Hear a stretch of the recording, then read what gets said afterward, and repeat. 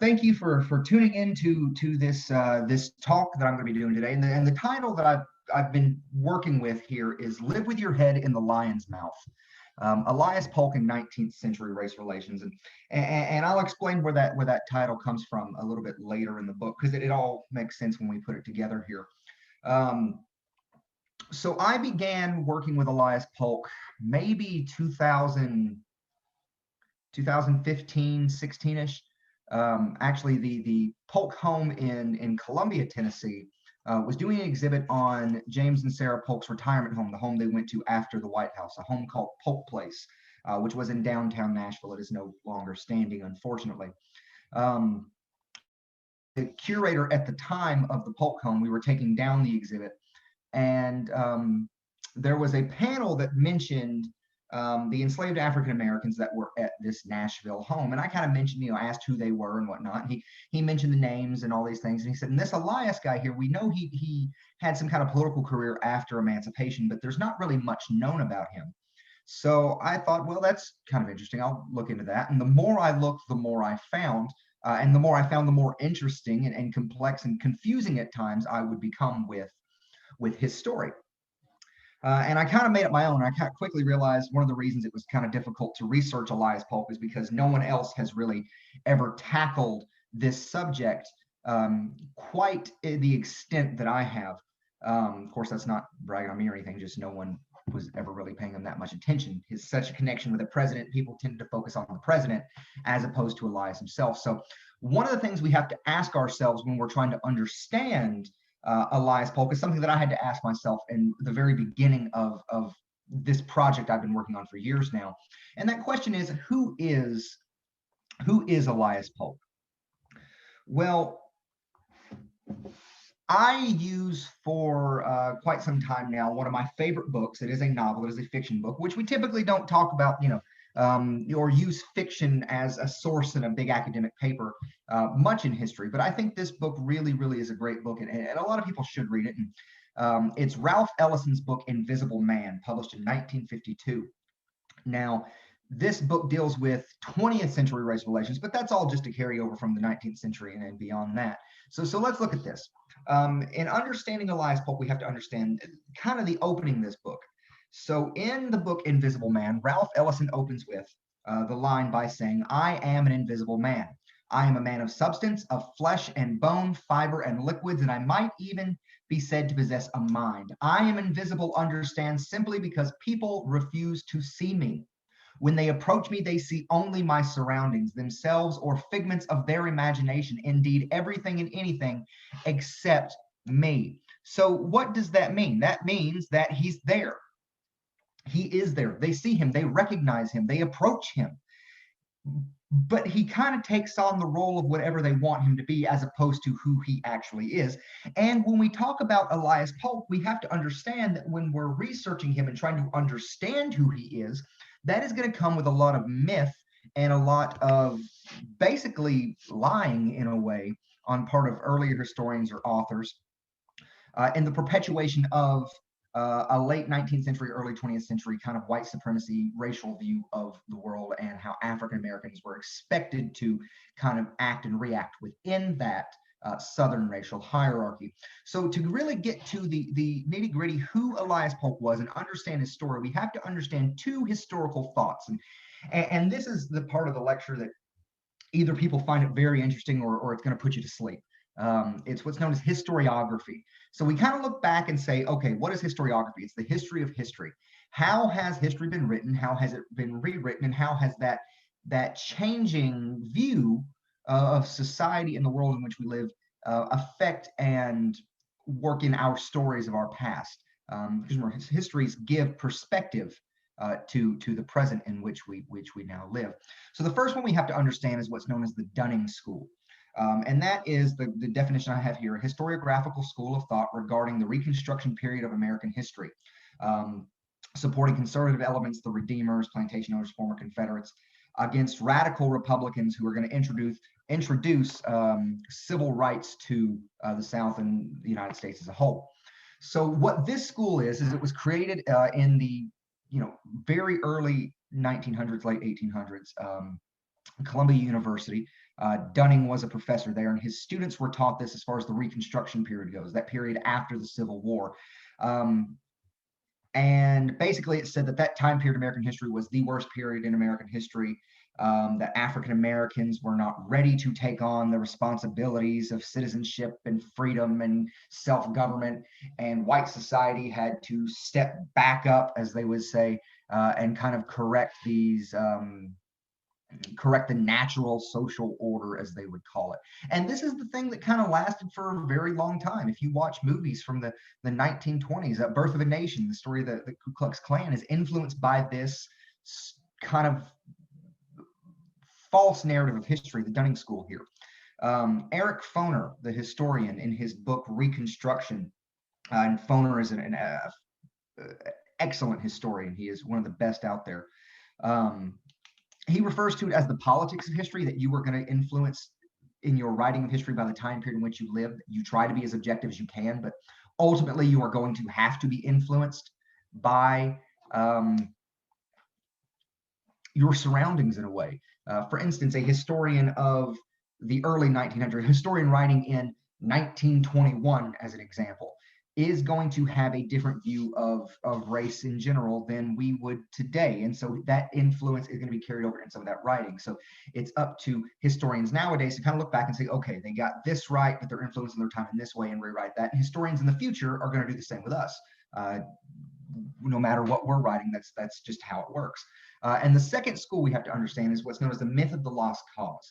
A pseudo-historical ideology which abdicates the belief that the cause of the Confederate States was just and heroic, while downplaying the role of slavery to the start of the war. So this pushes an idea that slavery had very little to do with the start of the Civil War, that it was about states' rights, and of course there's never fully defined what that means. Many people at times work on that, but these two deal with the life of Elias Polk before, with the myth of the lost cause, before the war, and then after the war, because we can really break his life down into these two major chunks here, as we do with a lot of American history before and after the Civil War, in a way. Now let's look at some of the things that have already been said about Elias Polk. We look at three books in general that really kind of talk about him. The Invisibles by Jesse Holland, the untold story of African American slaves in the White House. This is a fantastic book. It is a much needed book. And it's a very well written book. The problem comes that Holland is very upfront with himself. He's a journalist. He's not a historian. And he wanted to look at the histories of African Americans who lived in the White House prior to the Obama administration, the enslaved African Americans and servants of the White House.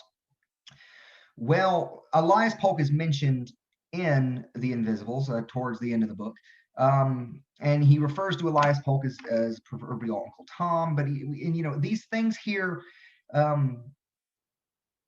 he doesn't say anything that's necessarily wrong. Some of the stories he quotes I'll mention later.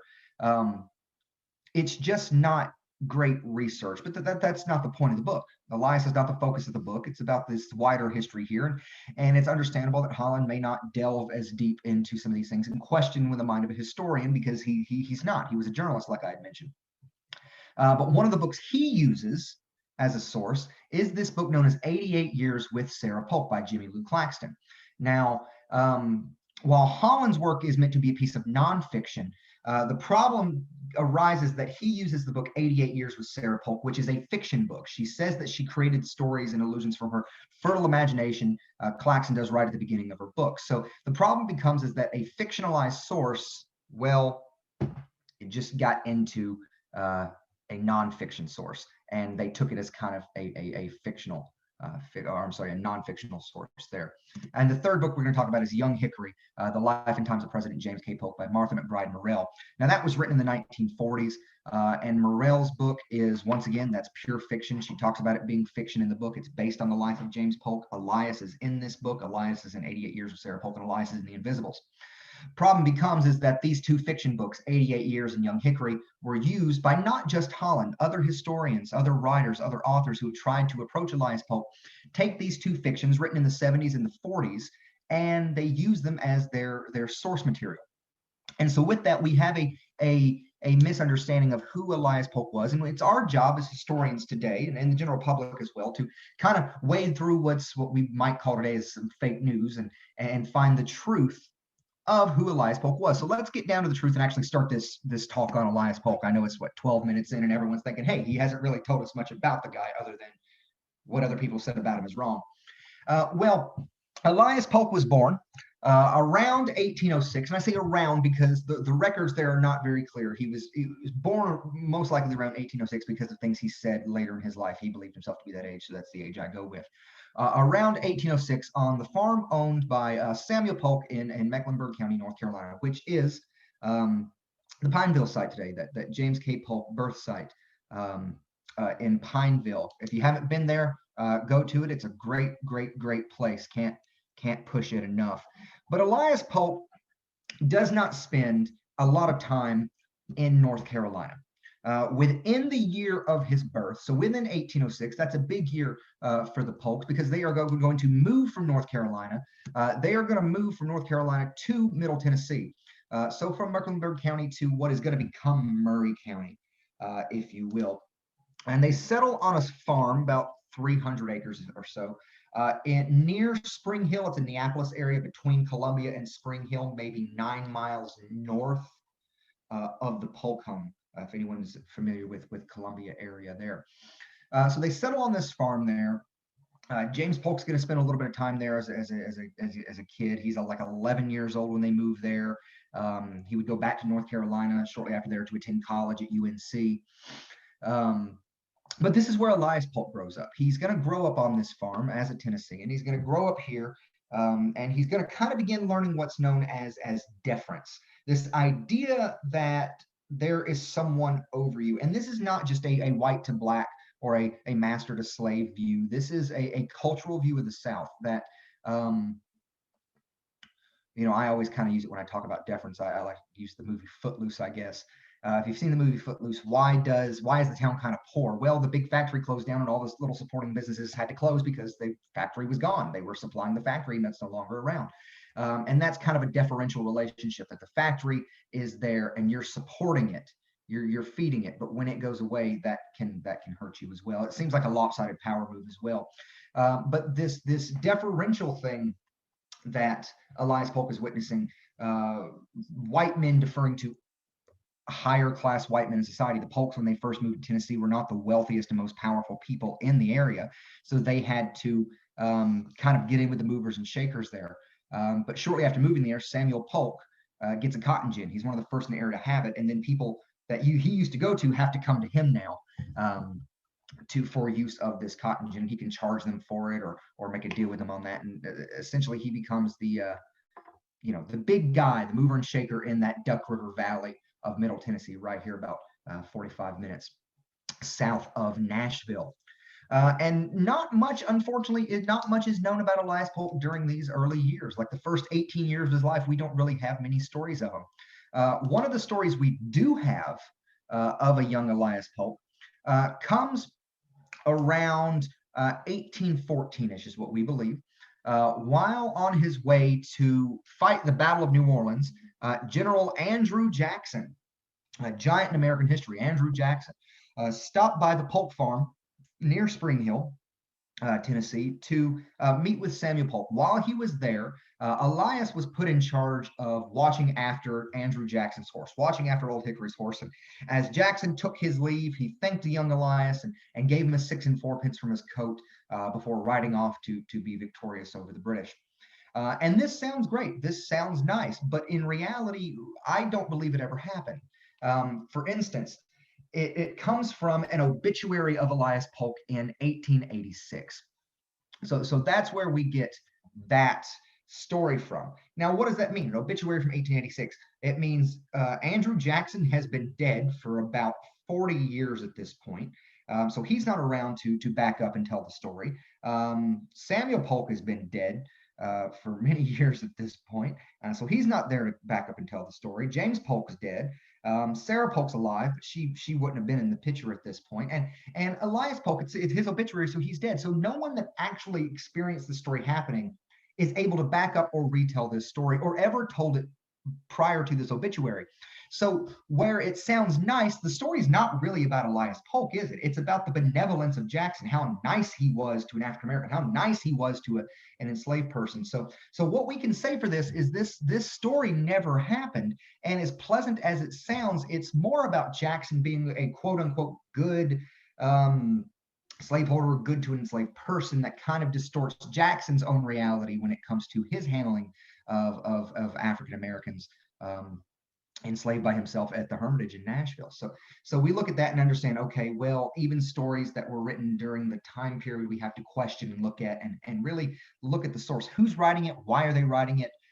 When did they write it? Are big questions we always have to ask ourselves when we're doing this. Now, one of the early stories that we know for sure happened was in 1824. So the story goes, and this was recorded in the diary, a memoir of a woman who lived in Columbia, lived down the street from the Polks in Columbia at the time. So in 1824, James and Sarah Polk are married in Rutherford County, Tennessee.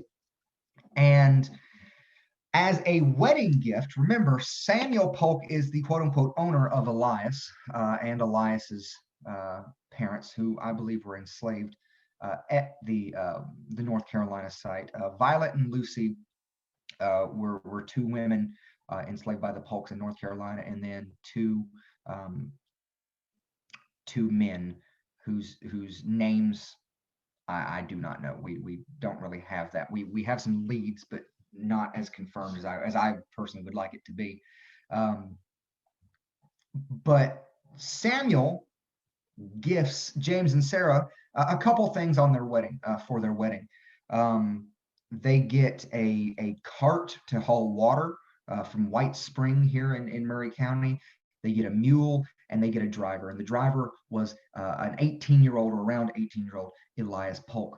And Elias is going to come into this cottage that the Polks have. And that's not the museum in Columbia. That would be a little bit later. That's Samuel Polk's house that James lived in later on, or a little bit earlier than that. But Elias comes to live with the Polks. James puts him to work as a valet and personal body servant during his up-and-coming years. Now, 1824, James Polk is an up-and-coming rising politician. He's an up-and-coming, he's about to be a congressman in 1825. And so Elias is going to accompany James on these back and forth trips between Columbia and Nashville, and Columbia and Washington, D.C., as he kind of moves around. But to understand the situation Elias Polk is in, we have to understand the context of why he's going to act a certain way. So we have to look at, he's getting closer and closer to James and Sarah Polk. We have to look at these views that they would hold of slavery. For instance, in 1825, in his maiden address to Congress, James K. Polk is going to say on the floor of the House of Representatives, he says, slavery is a matter of utmost caution. He said he viewed slavery as a fundamental part of Southern culture and economics. But he would go on at the same time to say that slavery was a common evil, he said. It had been entailed upon us by our ancestors, he would say. He remains publicly, based on this, publicly conflicted on the morality over owning enslaved people. Right there, he says it is a common evil, but it is part of Southern culture and economics. If we remove it, that destroys the Southern economy. But he seems to be uncomfortable owning people, which is not very uncommon for slaveholders. Thomas Jefferson is a great example. He's called holding the wolf by the ears. You don't like the situation you're in, but you don't let it go. So we see that dichotomy in this here. Well, James Polk does that publicly. Privately, in his writings and things, he talks about how much he hates abolitionists. He's not conflicted in his private world over slavery. It's kind of a public image, a public show. Washington seems to be conflicted. Jefferson seems to be conflicted. So Polk is going to seem conflicted, when in reality he has no real problem buying and selling men, women, and children, even while he's president, which that could be a whole talk within itself. So what we get here is James Polk's view of slavery. Now, that doesn't mean that Elias Polk doesn't have a say and he's going to completely keep down. No, the Polks would, it's not uncommon for African Americans, enslaved people, to voice their opinion at times. For instance, a great one in 1830, while James Polk's away in D.C., an ox dies on the Polk farm. And the Polks are what's known as absentee slaveholders, meaning they do not live on the same properties as their plantations. James Polk actually owns 3 properties. He owns one in West Tennessee near Somerville. He owns one in northern Mississippi in Yalobusha County, and he owns a farm in the farm that Elias Polk grew up on, the Spring Hill Farm. After the death of Samuel Polk, James takes it over. And he's not living there, so he has overseers watching for him. Well, James Walker, while James Polk is out of Maury County, he's in D.C. It's James Polk's brother-in-law, married to his sister, Jane Mariah, who I believe was also born at the North Carolina site. Walker is living in the sister's house, which is right next door to the Polk home in Columbia, and he writes a letter to James and basically tells him the situation. And he says there's a lively debate in the house that Walker believes that Elias should be sent to Franklin Polk, one of James's brothers, and Elias will help Franklin pull corn in exchange for the use of his ox. Well, Elias, and right here it says, Elias insists one must be bought. So basically, they're arguing here. Walker says one should be basically rented from the brother, and the other, Elias, says we just need to buy a new ox. Now, in the end, we do know that Elias was sent to Franklin to help pull corn. So it's not so much that, obviously Walker, his opinion was held in higher regard, but what this means is that Elias Polk was even in part of the conversation at all. Really speaks volumes to a level of trust and patronage he was able to gain by watching and manipulating that system of deference here. Now, Elias, by all accounts, was treated fairly well. He's still enslaved. He's still, has no, legal rights or protections. But he is different when we talk about enslaved people when it comes to the Polks, because they don't have that quite a connection. The Polk plantations tended to be known to be harsher and crueler places than other plantations in the area, and other slaveholders are commenting on that. For instance, James Polk's West Tennessee plantation had one of the highest rates of runaways in the state of Tennessee, and his Mississippi property had about a 56 infant mortality rate, which was around 5% higher than the national average. James Polk seems to be not too concerned with these things until he starts losing money. That's when he will invest in that. But Elias Polk is aware of these incidents. He's aware of these things. He's aware of the stories of Jack and Ben, who were enslaved people that tried to run away from their enslavement and stand up to a cruel overseer, Ephraim Beelan in West Tennessee, who were 200 lashes beaten. Or the story of Harbert and Matilda, who Harbert jumped out the second floor window of the Polk home to escape slavery and being sold away from his mother or separated from his mother. And so Elias Polk is very aware of these things, very aware of these things happening here. He undoubtedly knew of them and their implications. And this only sought to reinforce that Southern racial hierarchy, that white over black, that men over women view that was around and very prevalent at the time. And well, there are two ways to kind of play within this view here. There are resistance, active and passive resistance to slavery. Active resistance is like Nat Turner, who takes up arms, fights, forms a rebellion. And then there's passive resistance, where people would pretend to, not understand instruction or break tools or burn dinner, things like that, where you're actively pushing against your enslavement, but not doing it in a way that's as active, if you will, as a full-on rebellion. So Elias Polk begins to do this while enslaved by the Polks. He's going to play into the system in a way to mock and subvert the system. He's going to be right there by James Polk. He's going to witness these things, and he's going to act in his mind what's according to what's going to provide him the safest and most comfortable life that he can get while enslaved. This does not mean that Elias was always around James. Like I mentioned, he would be, James at times would be in DC, Elias would be in Tennessee. Doesn't mean Elias was always in the household. He would be sent back at times in the 1830s. He would be sent to West Tennessee to pick cotton. An enslaved man had turned over a pot of boiling water and burned himself pretty bad. And James didn't want to miss out on the money. So he sends Elias Polk to West Tennessee to pick cotton. And so this transition that Elias Polk has between field work and domestic work is going to make him really almost indispensable when it comes to James and Sarah Polk. Now, one of the biggest stories that we do have Elias Polk, and one of the most retold stories that we have Elias Polk that I do have to address here, is what's known as the Wilkes-Barre Story. So what happens is James Polk becomes president, wins the election of 1844. March 4th, 1845, James Polk is inaugurated as president of the United States. And James and Sarah moved to D.C. Well, some histories talk about how Elias Polk moved to D.C. and worked with them there for most of the administration, which is actually something I used to say as well, but I've since found information in other records that prove otherwise. So what happens is, in this story, it's right after James has been made president. He takes a day trip to Wilkes-Barre, Pennsylvania, which you can see on the map here. And the story goes, and this is something that Holland talks about, the Invisibles, that Jimmy Claxton talks about, that Martha McBride Morrell talks about in all their books, and then other books mention it as well, that James Polk goes to Pennsylvania. He takes just Elias with him. They're staying in Wilkes-Barre while the next morning Elias is readying the horses. A group of men walk up to him and say, hey, you know, you're in a free state, Pennsylvania. We don't have slavery here. You can just leave, and he can't do anything to you. And Elias responds with, yeah, I'm good. And he goes, no, if you walked away, James Polk can't do anything to you. And Elias Polk responds with, why do you think I'd go back on the president like that?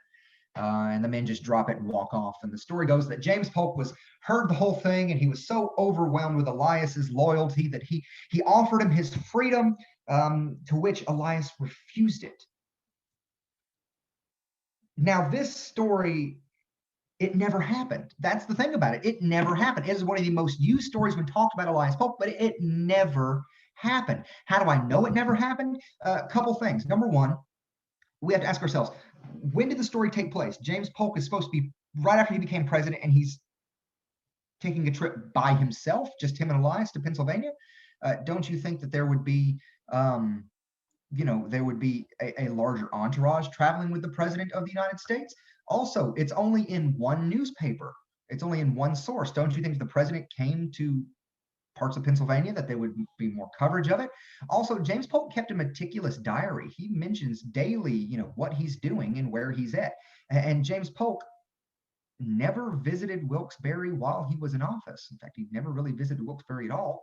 And when he does travel to Pennsylvania during his presidency, Elias Polk's not there. How do we know he's not there? Because we have a rental contract where Elias Polk would be sent back to Maury County. He was over, 600 miles away when the story took place. So why does this story exist? What is the point of it?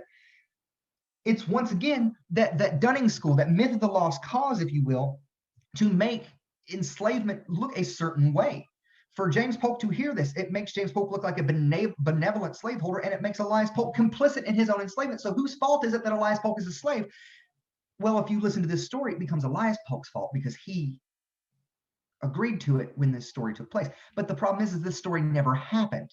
It undoubtedly came about in the latter half of the 19th century to perpetuate the idea of the myth of the lost cause, that slavery wasn't really that bad, because Elias Polk didn't try to get away from it. So obviously the war couldn't have been fought over slavery, the Civil War, or it makes James Polk look great, and it kind of takes away some of the venom from what slavery actually was. But in reality, what we do have is rental contracts between 1845 and 1847. Now, Elias Polk, we do know, does travel to the White House at the very beginning of the administration, but then was quickly sent back to Maury County to work for James Houston Thomas. And this idea of slave rental is nothing new. It had been going on. In fact, it was actually growing by 1860. Yes, I hear the argument, enslaved people, it costs a lot of money to be a slaveholder. So, not all the people were enslaved holders. That is very true. That is very, very true. But slavery is opening up to a lower class by 1860, and slave rental was a way that was done. And Elias Polk's a great example of that. Between 1845 and 1847, James Houston Thomas, a former law partner of President Polk, was renting Elias's labor. Now, in 1847, Thomas becomes elected to Congress. He becomes a congressman. He moves to Washington, D.C. And when he does that, the contract is transferred from Thomas to a Mr. Matthews, who was the caretaker of the Nelson's House Hotel in Columbia, Tennessee, which the building is around today. It's not a hotel anymore, but you can still go by and see it. There's a historical marker outside. So Elias Polk's not in D.C. for much of the presidency, very little bit at the beginning. President Polk has other enslaved people, Henry Carter, which I've written another article. It's on the White House Historical Association's website. You can find about him, Henry Carter Jr. Well, the Polks leave Washington, D.C. They leave office in 1849. By April, they are back in Tennessee, and they decide not to move back to Columbia. They decide to move to a large home in downtown Nashville they would call Polk Place. This is a photograph of that estate. And Elias was sent for. He and several other enslaved people moved to Nashville. And in fact, if you look at the layout here of Polk Place, you see this here. I'm not sure if everyone can see my mouse. If you can, that's great. If not, look in kind of the lower left-hand corner of this image I have here. So the big structure you see, that is Polk Place. That is the Nashville home. Well, there in the lower left-hand corner, that is the slave quarters for Polk Place. Now, there were 4 enslaved individuals that we have at Polk Place: Elias, Henry Carter Jr., Mariah, and Matilda. Matilda being the oldest. Henry Carter and Mariah, I believe, were a couple together, and then Elias on his own there. And they shared these 2 rooms. So there would have been 2 rooms, about 15 by 10, something like that. Compare it to the big house there. Now, excuse me. So James Polk comes back to Tennessee. He has the shortest retirement for any president. He dies only 103 days out of office. June 15th, 1849, James Polk's dead. Some stories have Elias Polk, holding his hand when he died, promising to take care of Sarah. Some have him in the hallway. We don't know where Elias Polk was when James died. We know that he was on the property, but we don't really know what Elias Polk's thoughts and feelings were because no one cared to write it down. Elias Polk himself was illiterate. He could neither read nor write. So he couldn't record his own feelings, and no one around cared to do that as well.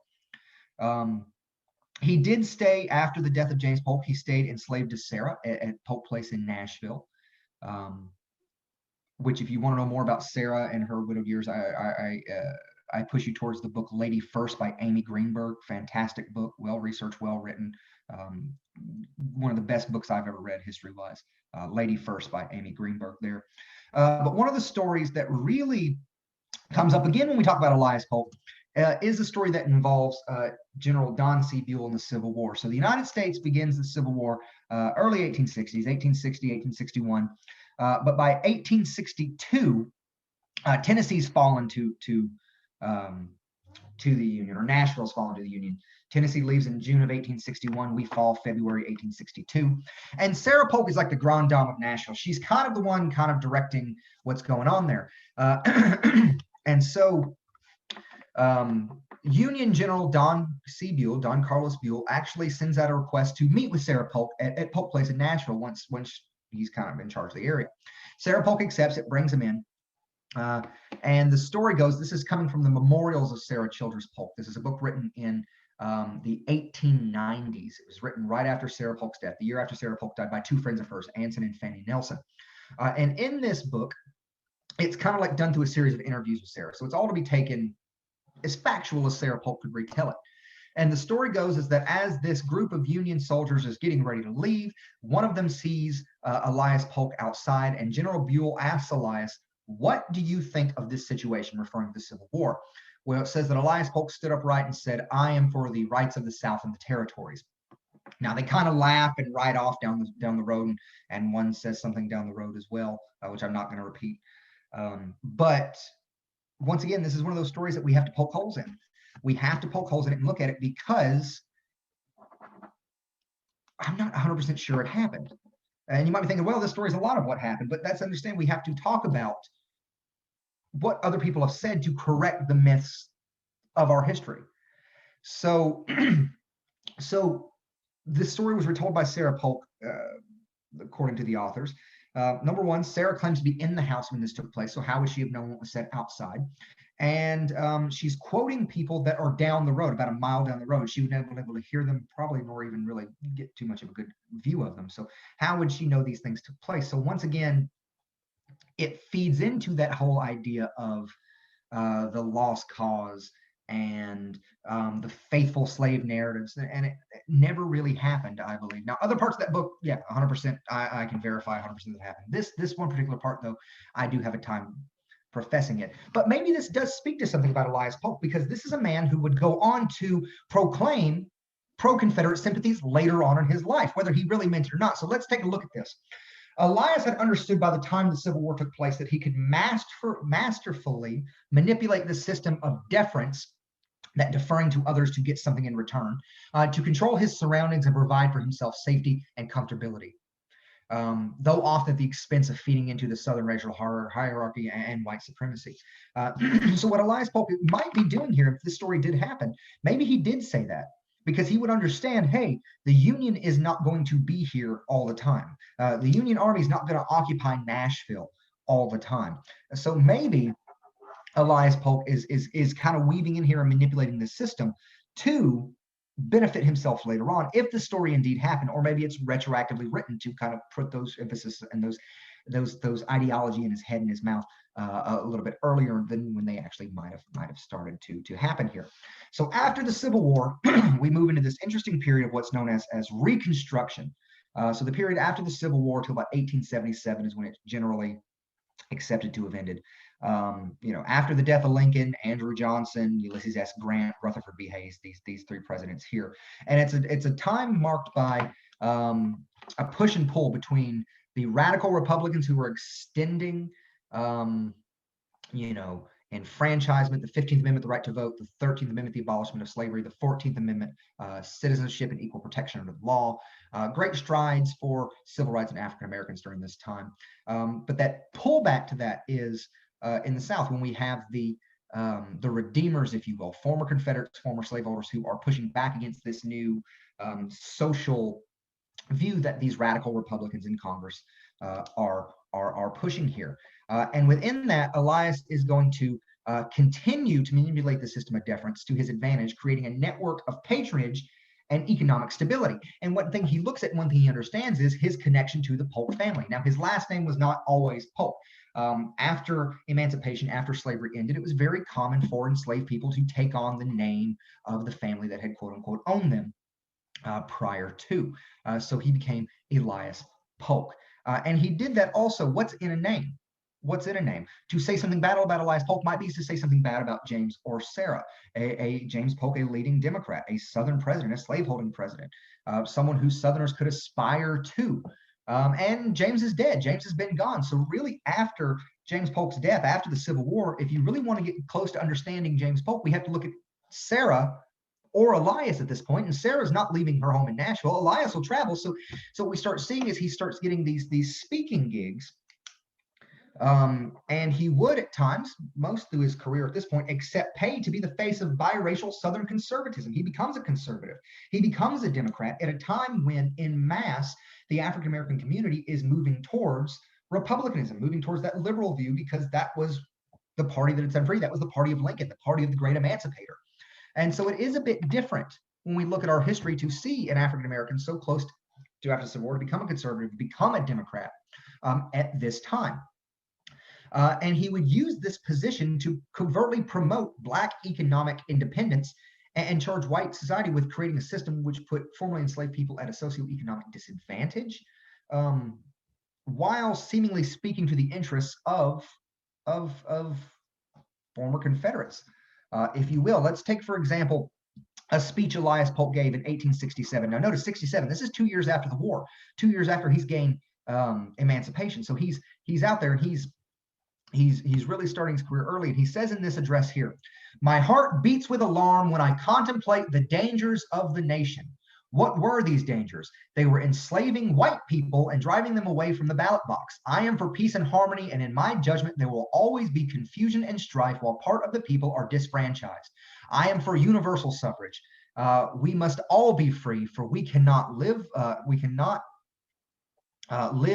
in peace any other way." So what is Elias Polk saying here? After the Civil War, Confederates were deemed to be traitors to the United States, and therefore they were stripped of certain rights of citizens, which meant they could not vote. And Elias Polk here is abdicating for the reenfranchisement, the vote to be given back to former Confederates. And what his argument is how can we, he would say later in the address, which I don't have the whole text here, that it is wrong to give former enslaved people, to talk about universal suffrage, to give former enslaved people the right to vote, but take it away from this group of people. Everyone needs to vote.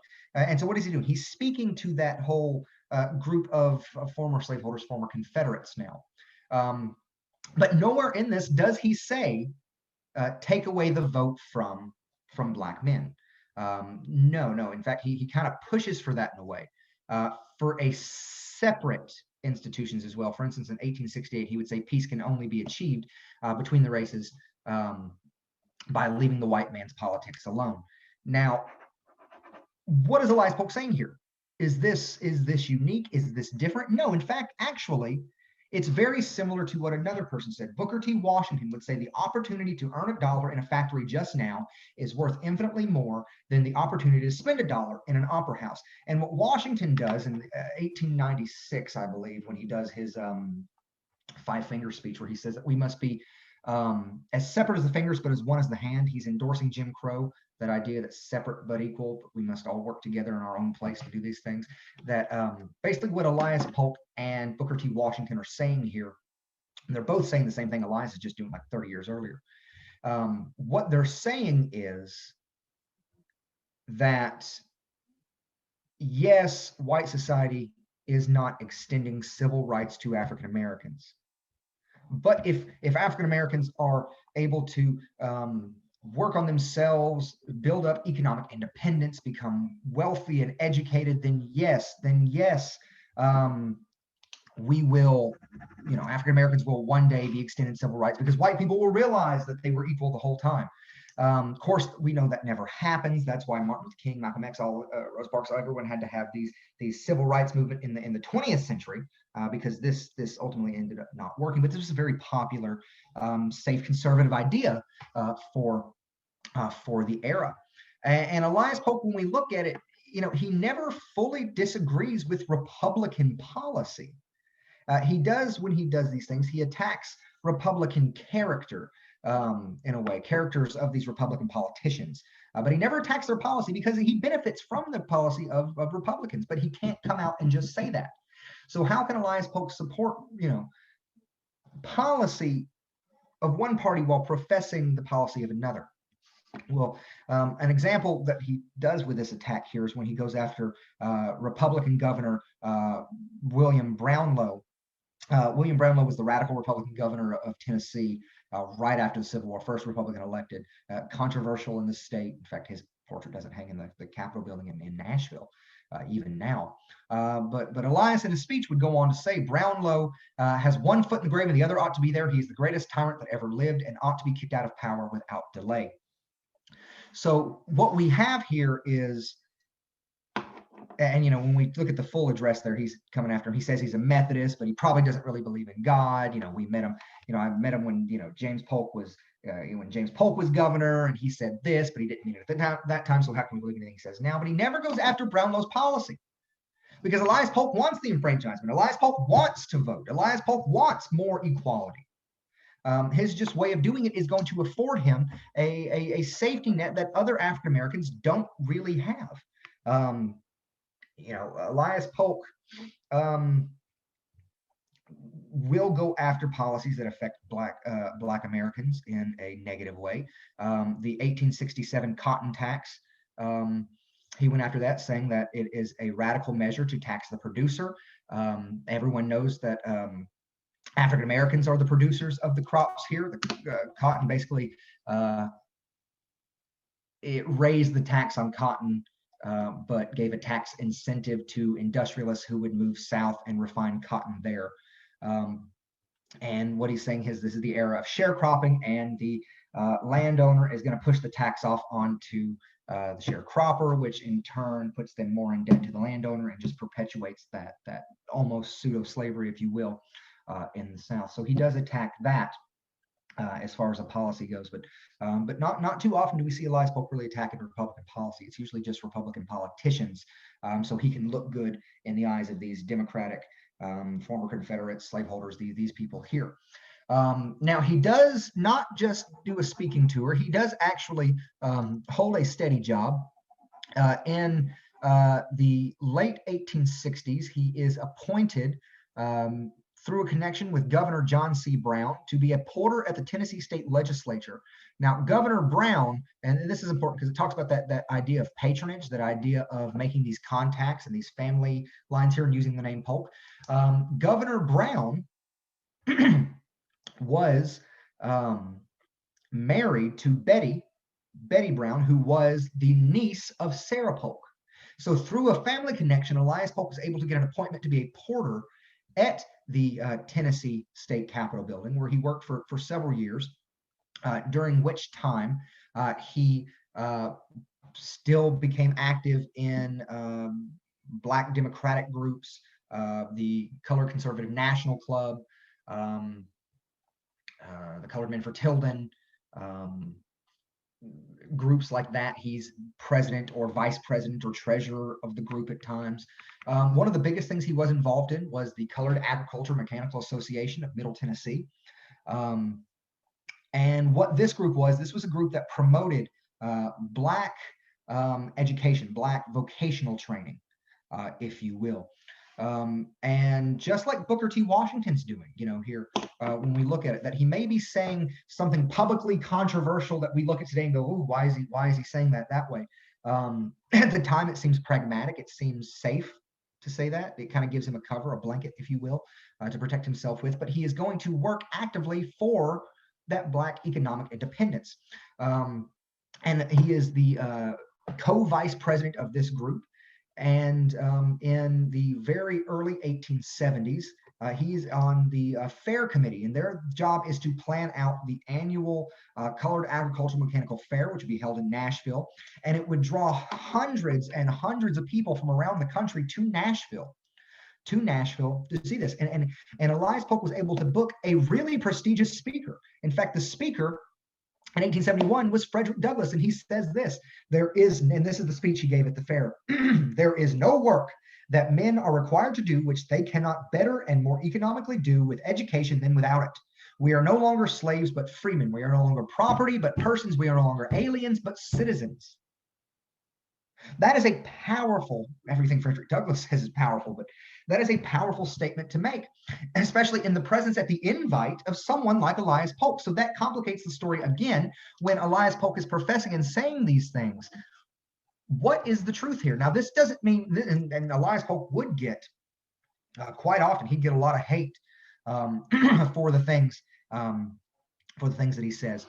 One of the biggest ones, and I'm actually going to read the entirety of the quote here because it's such a fantastic speech this man gives.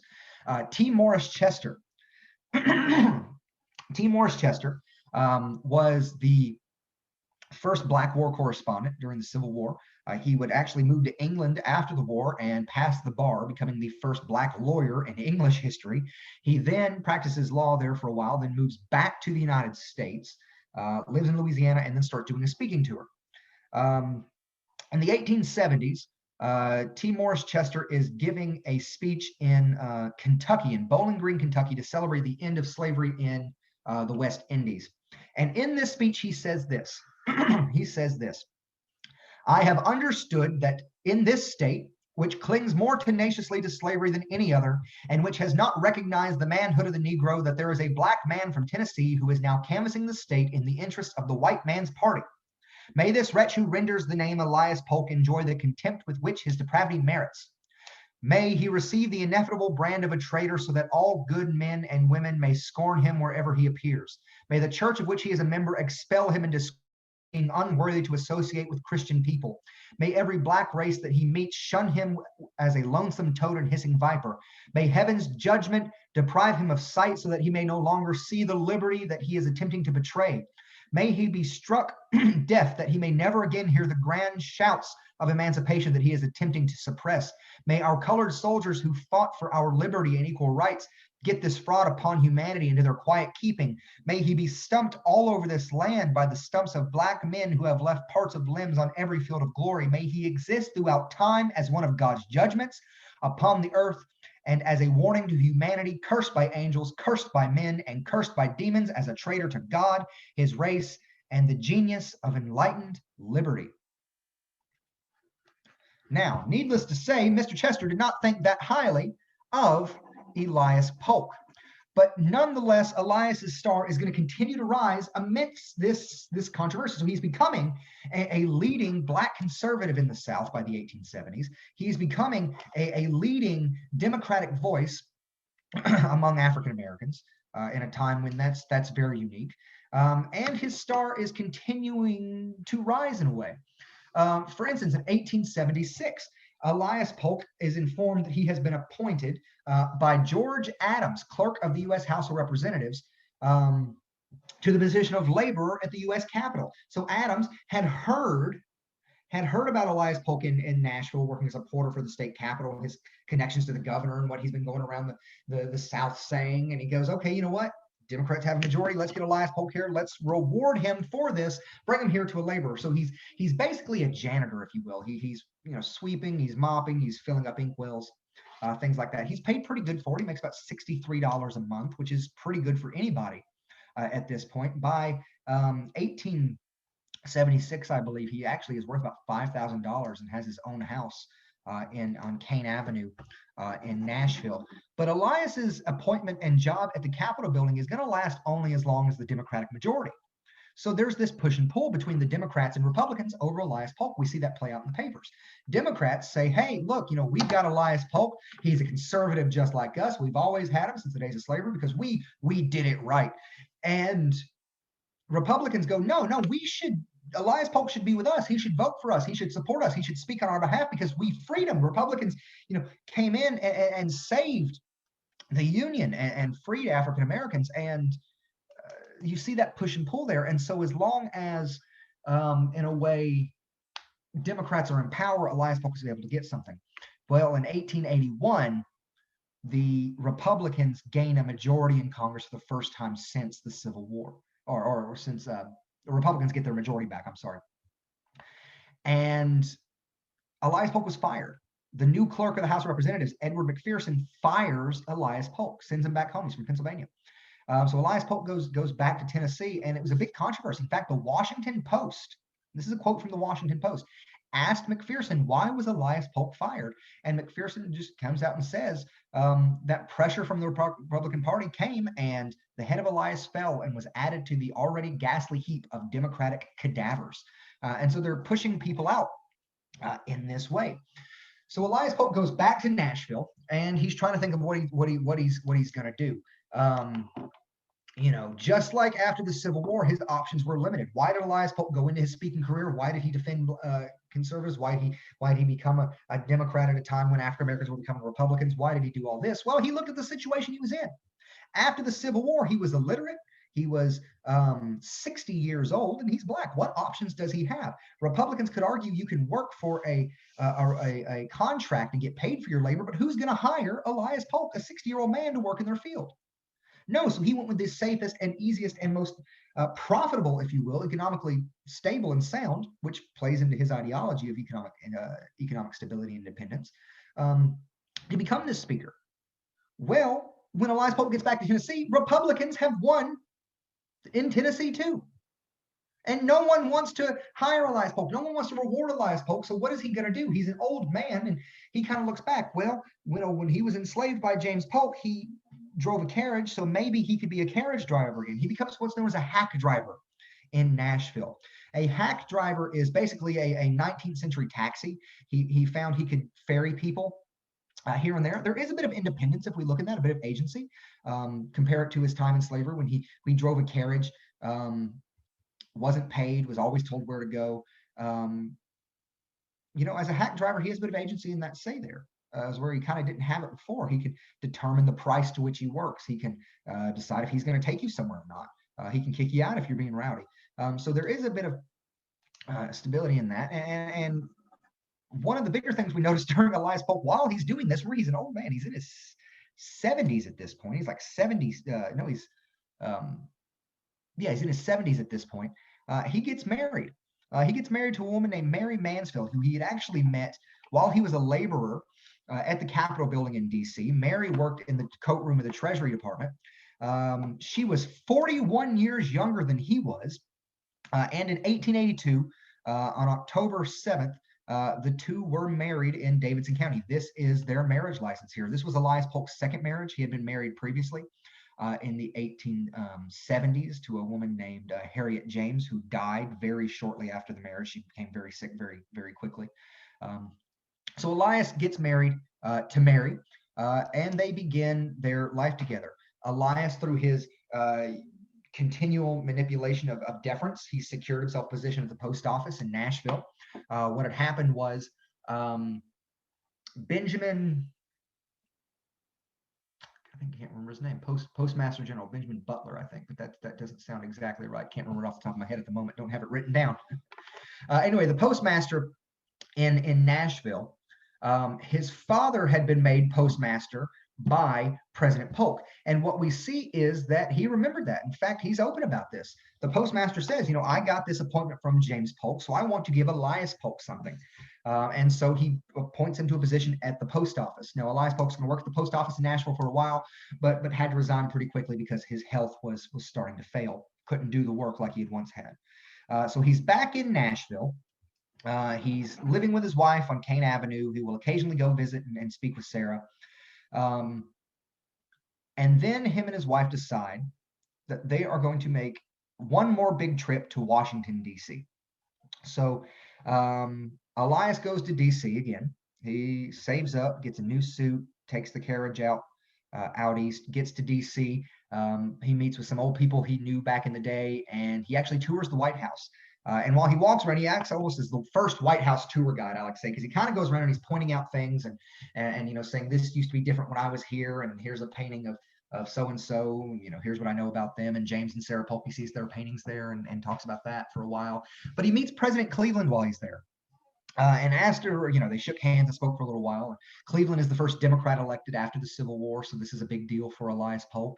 And Cleveland had been to Nashville, had been to Polk Place, and he met Sarah by this point.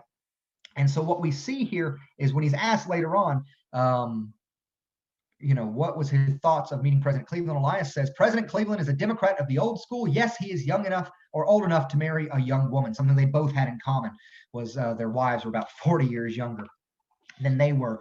And one of the bigger things that happens to Elias Polk on this trip is he's approached by a Captain Donaldson, who is the new Sergeant at Arms of the House of Representatives. And he tells Elias, hey, I have spoken with the new clerk. Democrats have a majority again. We are going to reappoint you. We're going to give you your job back at the Capitol. You're getting reappointed. And Elias Polk is over the moon. He's ecstatic. He goes back to his hotel room that night. He tells his wife.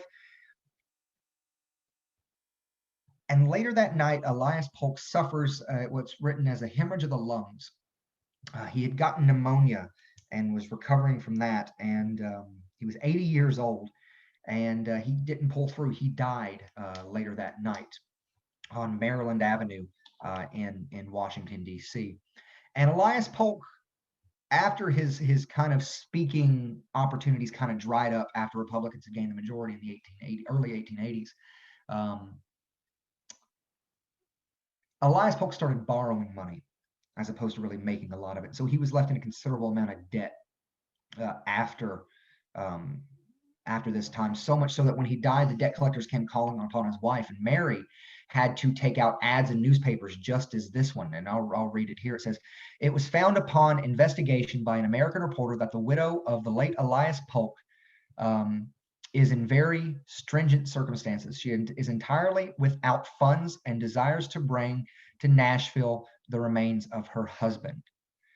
So what happens is Mary was forced to mortgage her home and her carriage to pay off Elias's debts, and she was left without enough money to bring his body back to be buried in Nashville. Sarah Polk contacts Captain Donaldson and asks, can Elias Polk be placed in a vault in Graceland Cemetery in Washington, D.C. until the funds could be raised. Sarah Polk donates only a little bit of money. She's kind of hurting for some money at this point in time herself. Mary takes out ads in paper. She begins deferring to wealthy white Democrats to raise the funds. So the same line of deference that Elias Polk had left, Mary is going to have to continue because of the situation Elias Polk had left her in.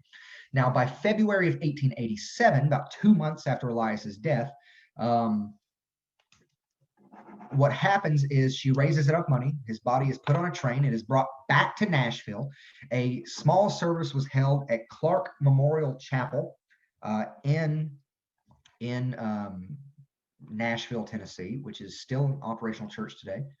And Elias Polk was buried in Nashville City Cemetery, and his grave can still be there today. In fact, he didn't have a headstone And in this is his grave there. In fact, I wrote the epitaph there.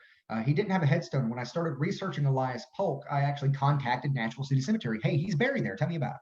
What do you guys know? And not much, but they do know a good deal.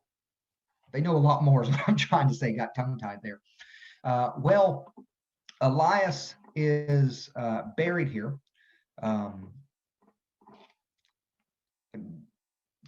Several years later, his wife would die, be buried next to him as well.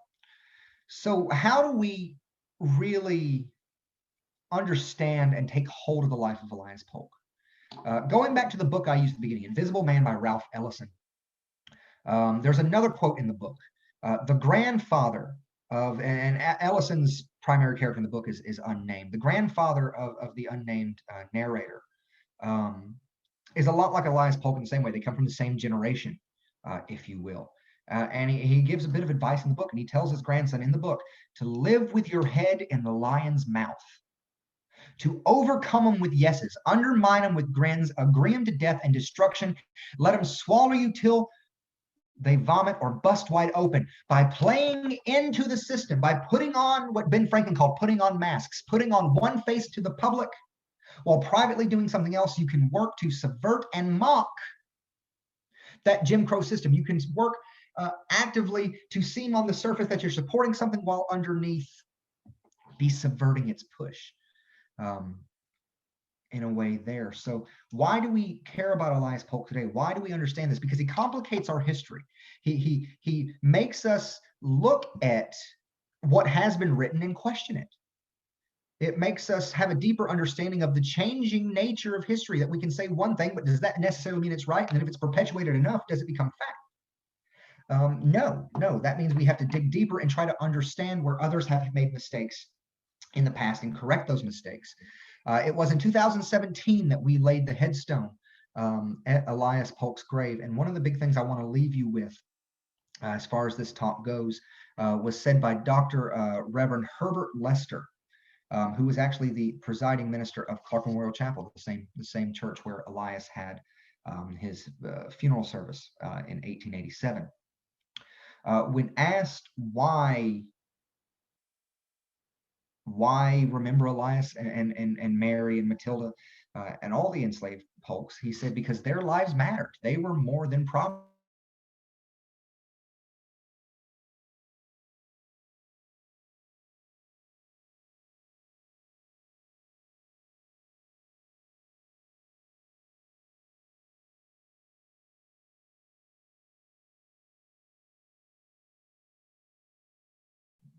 Mostly Nashville papers, because that's where he does a majority of his speeches. The Daily American and the Nashville Democrat and the Republican Banner all cover Elias Polk's speeches. But they're the Louisianan from, I believe, New Orleans, the paper from Bowling Green, Kentucky. I was able to get a couple there, some from Alexandria. So yeah, contemporary papers do cover Elias Polk quite often. And when he speaks, and they always, no matter what he's speaking about, always make the connection between him and President Polk. They always refer to him as the former body servant or enslaved person of the 11th president. Interesting. Yeah. Well, thanks, Adrian, for that question. Next, we have a question from Elizabeth Frass. Elizabeth asked, do you have evidence that Elias Polk participated in elections? Did he vote? If he did, when and where? Yes. So actually, it's a story that it's in a lot of the things I write, but I haven't added to this talk yet. So Elias Polk in 1867 does attempt to register to vote. So what happens is he goes to register to vote because Tennessee had passed a law enfranchising, and this is before the 15th Amendment. So this is before African-American men could vote nationally. Tennessee passed a Reconstruction law because this is, union control, or it wasn't union at that. Well, yeah, but anyway, Tennessee passes a law that black men could vote in Tennessee. And Elias Polk goes to register to vote. But remember, former Confederates, because they had been labeled as treasonous by the Union government, were barred from voting in federal elections. So Elias Polk goes to vote, and the the man who's signing him up notices and recognizes who he is and goes, "Aren't you Elias Polk?" And he kind of goes, "Yeah." And he goes, "I can't let you register to vote." And he said, "Well, why not?" They passed the law. And he goes, "Well, because you support the Confederacy, and that makes you a traitor. So you didn't actively work towards the Confederacy, but you supported them, so we can't let you vote."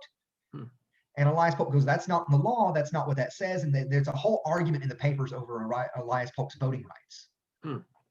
Is it just people that actively work towards Confederate goals, or people that just supported the Confederacy? Who's barred from voting here?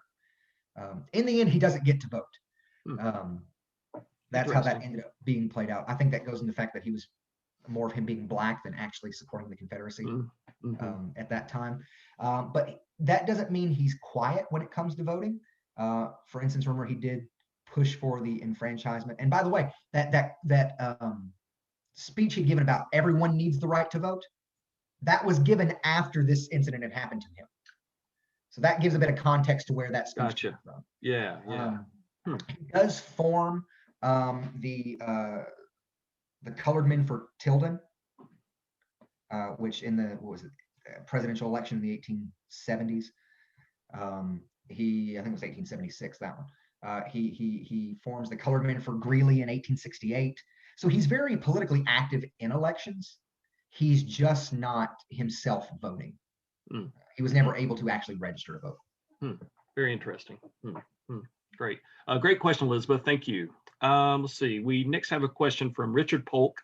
How long did Elias continue to live at Polk Place after emancipation? Do we know what financial compensation he received and or what rent he paid while living there?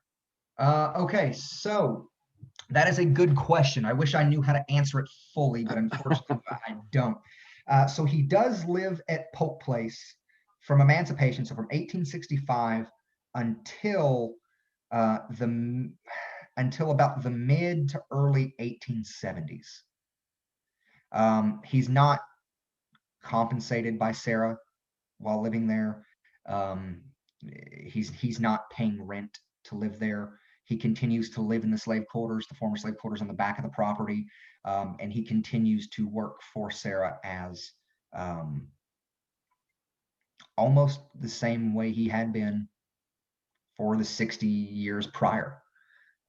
He's going to continue that situation, and that's not unique to Elias Polk. Many formerly enslaved people found themselves stuck in the same situation they were in prior to that. What makes Elias Polk unique is he has these avenues outside of that. When he's not doing something for Sarah, he's off doing other things. Sarah Polk would bring in Irish women to do work around the house and things like that in Elias's absence. So he lives there until about the early to mid 1870s.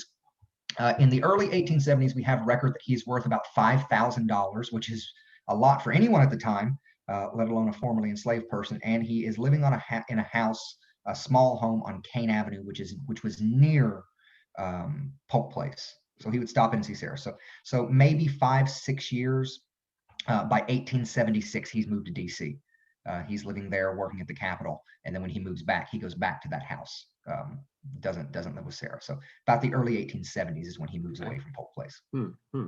And Zachary, I have a question kind of based off of Richard's a little bit, and I don't want to go too far down this particular rabbit hole, but I am curious, when did Sarah, and you mentioned this earlier, when did Sarah start experiencing financial difficulties?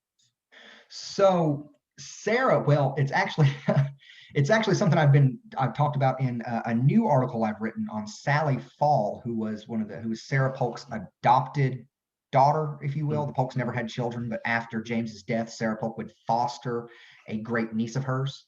And we kind of get into this here. So Sarah Polk, before the Civil War, is worth, I wish I had the exact numbers in front of me. It's like $250,000, something like, so a couple million today.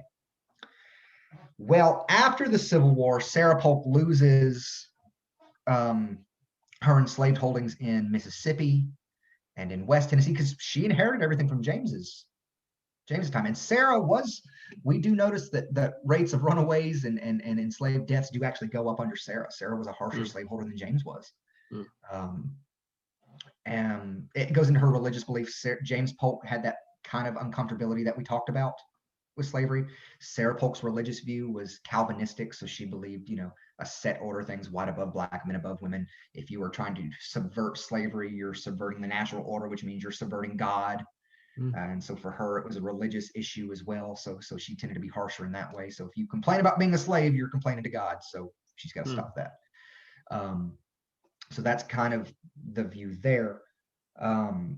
So she loses a considerable amount of income due to the Civil War. She really does. But what's interesting is during the war, Sarah's foster daughter, Sally Jetton, marries George W. Fall. And George Fall was a commercialist. He owned a store in Nashville that sold to both Confederates when they occupied it and then Unionists when they occupied it. And so what we notice is interesting because Sally, when she marries George, they move into Polk Place. They don't get their own home. They move in with Sarah. And the exact same amount of money that Sarah Polk loses because of the war is the exact same amount that George Fall gains during the war. His business did well. And so Sarah Polk is herself losing a lot of income in this way, and she's hurting financially. But when the Falls move in, Sarah is able to keep up her status of living just on someone else's dime at that point. Gotcha. Yeah. Interesting. Well, thanks for entertaining that question from me. Yeah, no problem. And then we have one last question, and it's from Tom Cole. Tom wants to know, did Sarah Polk attend Elias Polk's funeral? No, not that I'm aware of, no. She did donate a little money to the move to have him brought back. Remember, she was the one who asked Captain Donaldson to place him in the tomb in Graceland Cemetery in DC till he could be moved here. No, she did not attend Elias's funeral. Number one, remember, Sarah Polk is she's in her 80s as well. She's like 83 years old by the time that Elias Polk dies. So she's older. It's harder for her to get out and go do a ton of things. And she Clark Memorial Chapel was a black church. Sarah Polk would not have went to the service a lot for these reasons. But no, she did not. Long story short, no, she did not attend the funeral. Okay. Well, I don't see any more questions in the question box, so I think this is a good time to wrap it up. Zach, I just want to say thank you so much. You've always been a great resource for us at the other Polk site, and we certainly appreciate all your assistance you've given us, and thank you for doing this talk this morning. It was an interesting discussion about what, and I think maybe even Tom had said this in his comments, about a complex character. So we thank you so much for taking the time this morning to do this presentation for us. Yeah, no, thank you for having me. I'm always happy to do anything for you guys. I love the site. So thank you. So yeah. Well, maybe once things get back to normal, you can come visit. We'd love to. Love to come. I've been there once before and I loved it. Yeah. So yeah, I'm always happy to come back. And I got family near Winston. I got family in Winston-Salem. So. Oh, okay. I think I remember that. Yeah. Okay. All right. That's why I came through last time, because I was on the way to visit family and had to stop in Pineville. Yeah, that's right. Yeah. Okay. Yeah. Good deal. Well, thank you to everyone who tuned in this morning. Zach, thank you again. Kate is having some internet issues, so but thanks for Kate. She helped pull this together, and she's been great. She is. She's fantastic. Well, thank you again, everyone. Have a great weekend, and we'll hopefully see you soon. All right. Thank you. Thanks.